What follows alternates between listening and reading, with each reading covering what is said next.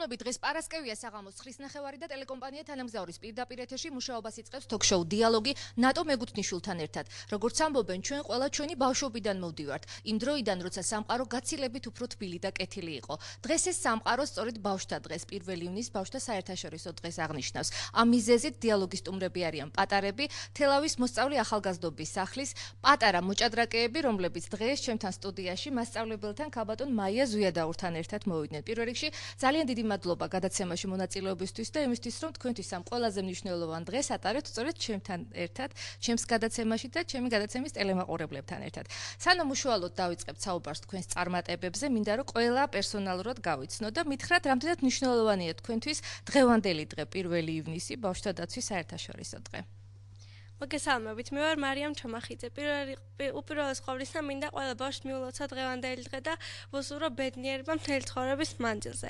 ჩემთვის დღევანდელი დღე ძალიან მნიშვნელოვანია და კიდევ ვიტყვი, რომ მე ძალიან მიყვარს ჭადრაკი.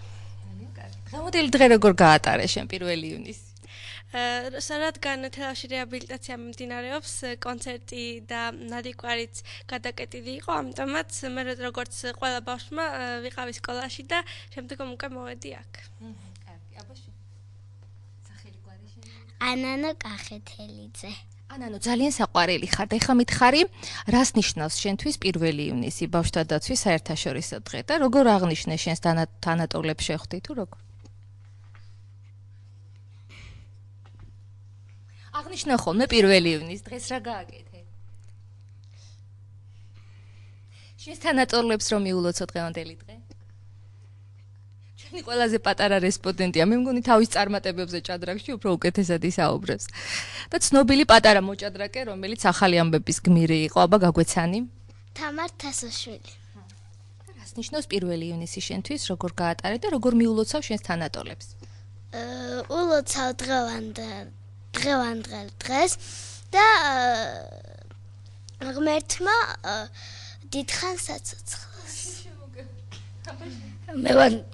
მე ვარ დათოქმაშვილი და დღევანდელ დღეს ყველა პატარას ულოცავ, რადგანაც დღეს არის 1 ივნისი ბავშვთა დაცვის დღე და ვუსურვებ კარგ დღეს. მე პირადად ჩვეულებრივ ვიყავი დღეს სკოლაში და რადგან დღეს არის თელავის რეაბილიტაცია და არაფერი განსაკუთრებული არ ხდება, მე ჩვეულებრივ როგორც ყველა ბავშვი ვიყავი სკოლაში და შემდეგ მოვედი აქ. ბავშვებმაც კი იცის, ბავშვებმაც კი იციან, რომ თელავის რეაბილიტაციის პროექტი მიმდინარეობს, აბა შეგვითხარი. მარიამ ვარდაშვილი. მე ძალიან მომეწონა ჭადრაკი და კარგათა თამაში. 1 ივნისი როგორ გაატარე დღევანდელი დღე და როგორ მიულოცავ შენს თანატოლებს? უსურვებ კარგ ჯანმრთელობას. კარგით, მე მოგვიანებით გაგესაუბრებით, მანამდე მინდა თქვენს პედაგოგს გავესაუბრო ამ ბავშვების შესახებ, სანამ პერსონალურად კითხავთ, მინდა მითხრათ რა წარმატებები აქვთ მათ და რამდენად აქტიურად მუშაობს თქვენთან ჭადრაკის სკოლა. ქალბატონი მაია ზუიადაური ბრძანდება ცნობილი მოჭადრაკის ლელა ხოტენაშვილის დედა. ჩვენთან ყველა პირობა შექმნილი საიმისოდ, რომ ბავშვებმა შეისწავლონ ჭადრაკი. ლელას პირველი პედაგოგის თქვენ ხომ არ იყავ? რა თქმა უნდა, მე ვიყავი. ქალბატონი თამარ დევდარიანი ყველაფერს აკეთებს საიმისოდ, რომ ბავშვებს ჰქონდეთ ხელშეწყობა და უხაროდეთ მოსვლა მოსწავლე ახალგაზრდობის სახლში და ესენი არიან ყველა საკმაოდ წარმატებული. მიუხედავად თავისი ასაკისა, რომ არიან ძალიან პატარები 6 და 7 და ნუ ეხა მარიამი შედარებით ის არის და უფრო მეტად წარმატებულია, რა თქმა უნდა, არის საქართველოს რამდენჯერმე აქვს საერთაშორისო ტურნირებში მონაწილეობა მიღებული, საქართველოს პირველობებზე, ასევე შავი ზღვის ფესტივალზე და საკმაოდ წარმატებით გამოდის. ნუ ეხა აღარ ვამბობ, რომ კახეთის ჩემპიონი რამდენჯერმე თელავის და რა ვიცი უამრავი ტურნირის პრიზიორი ასევე თამარ თასოშვილი, ანანო კახეთელიძე, მარიამ ვარდაშვილი, ისა დათუნა ჯერჯერობით ახალია, შედარებით ახალი, მაგრამ ძალიან უყვარს ჭადრაკი, ძალიან პერსპექტიული ბავშვია და ჭადრაკის მნიშვნელობაზე უკვე აღარ ვილაპარაკებელს, იმიტომ მოგეხსენება თქვენ გონებრივ შესაძლებლობებს ანვითარებს ძალიან ჭადრაკი და რა ვიცი. ძალიან კარგი, მე მინდა ყველას ვკითხო, რას ნიშნავს მათთვის ჭადრაკი, თუმცა თქვენს თანატოლებს და დიდ ტელემაყურებლებსაც მიულოცეთ დღევანდელი დღე ბავშვთა დაცვის საერთაშორისო დღე. ახლა მოდი ვნახოთ, როგორ მოგილოცავენ თელაველები თქვენ დღევანდელ დღეს.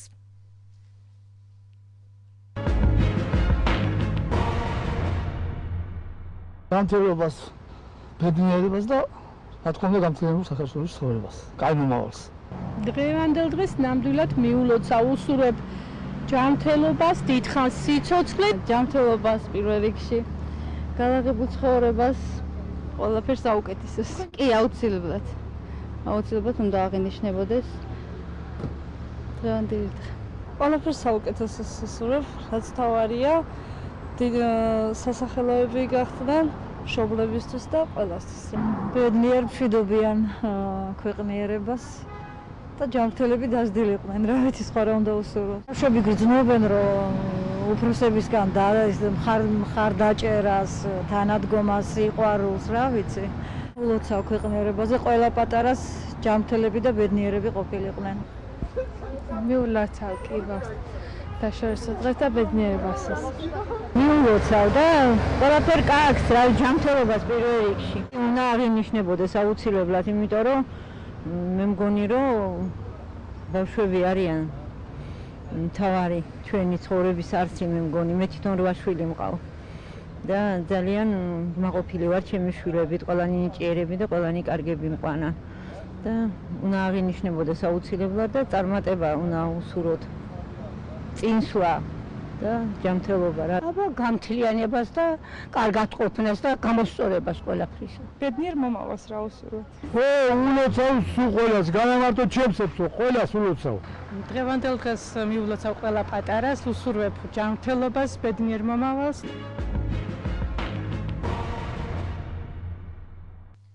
მაშასე ჩვენ პირდაპირ ეთერში ბრუნდებით და ქალბატონო მაია მინდა თქვენ კითხო ჭადრაკის შესახებ თქვენ დაიწყეთ წეგან საუბარი რომ საკმაოდ მნიშვნელოვანი ადგილი უკავია ბავშვების გონებრივი განვითარებისთვის ჭადრაკს. რამდენად განვითარებულია კახეთში ჭადრაკი? მე როგორც ვიცი საკმაოდ ბევრი ჩემპიონი ყავდა. დღეს რა მდგომარეობა?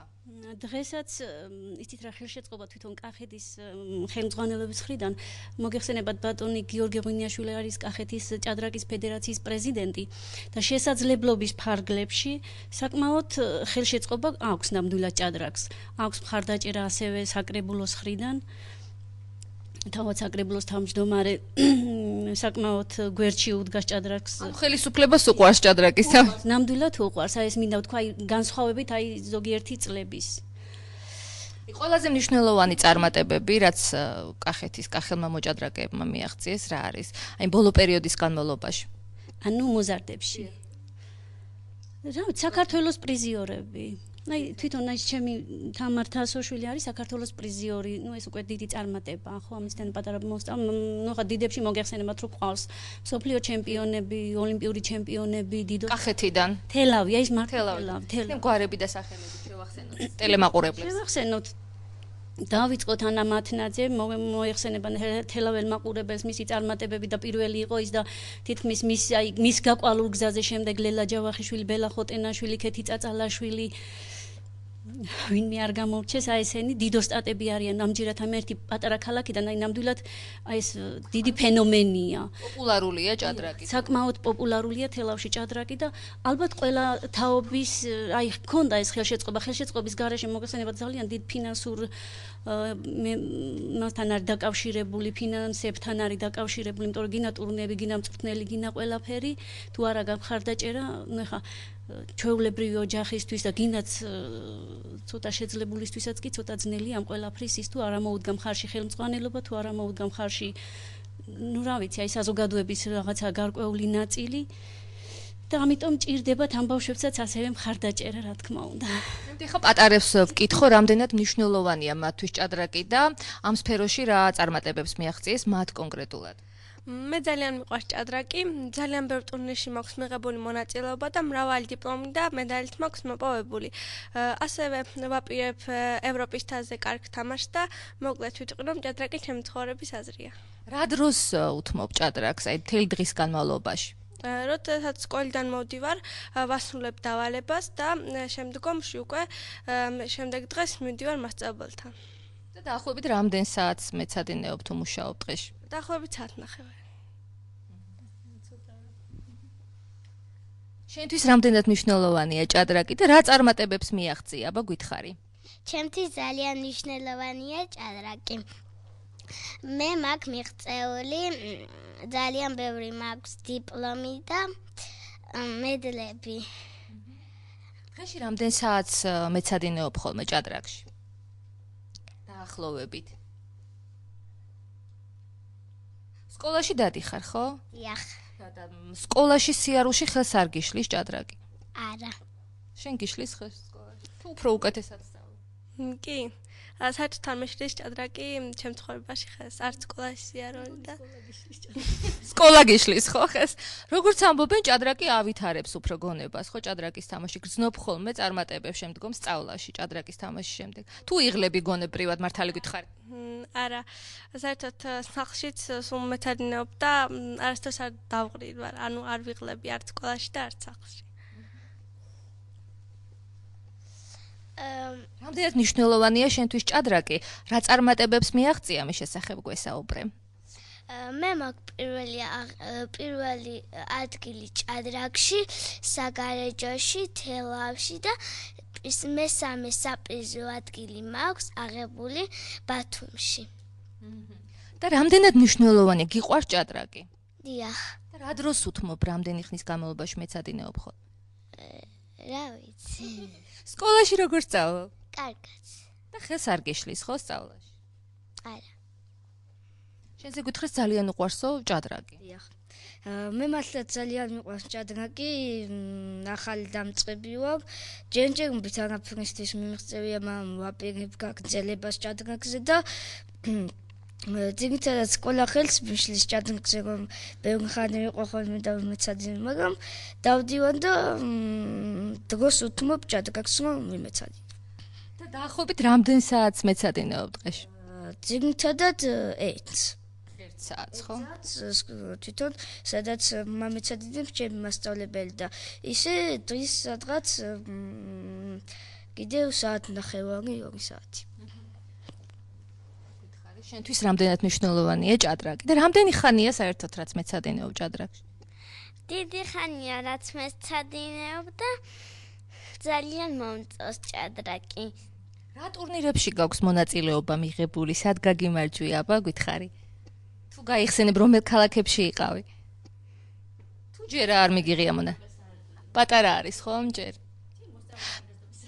მაშინ მოდი იცი რა გითხარით ბავშვებო, თუ ყავთ თქვენი ასე ვთქვათ კერპს ვერ ვიტყვი, მოჭადრაკე ყველაზე ცნობილი, ვისაც გინდათ რომ მიბაძოთ. ასეთი და რა წარმატებებს გინდათ რომ მიაღწიოთ? ვის გინდათ რომ გავდეთ? თუ ჯერ არ გიფიქრია ამას? ჯერ არ მიფიქრე. ჯერ პატარა ხარ ხა და შეგაწუხეთ ამდენი კითხვები. მე მინდა ჩემი მასწავლებლის შვილს გავდე, იმიტომ რომ ვიცი სოფლიოში ძალიან დიდი მიღწევა აქვს მას ჭადრაკში. ვინ არის ეს ბიჭი, აბა გაგვაცანი? ბიჭი ამარის, გოგოა. გოგო, აკა იმაში ვინ არის ეს გოგო?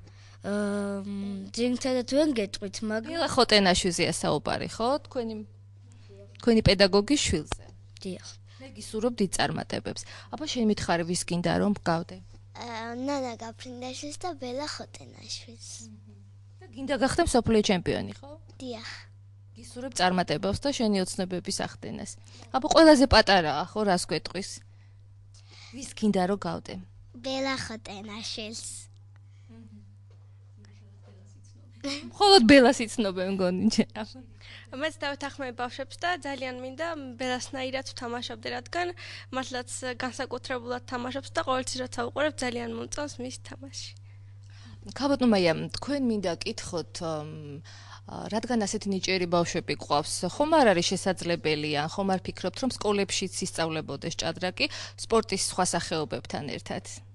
რა თქმა უნდა შეიძლება ისწავლებოდეს, მაგრამ აი ჭადრაკი რაღაცა ისეთი სფეროა, რომ აი ესეთი მასობრივი, აი როგორც კლასში ასწავლო ჭადრაკი, ისწავლიან ალბათ სულების დონეზე. წრეები რომ იყოს თავში. წრეები შეიძლება, მაგრამ აი მთელი კლასი ჭადრაკს მაგალითად ცოტა ისწავლის სულების დონეზე, რომ ეცოდინება ყველა სულები, მაგრამ როგორც ასეთი პროფესიონალურად ჩამოყალიბდეს სკოლაში, ეს ცოტა რთულია.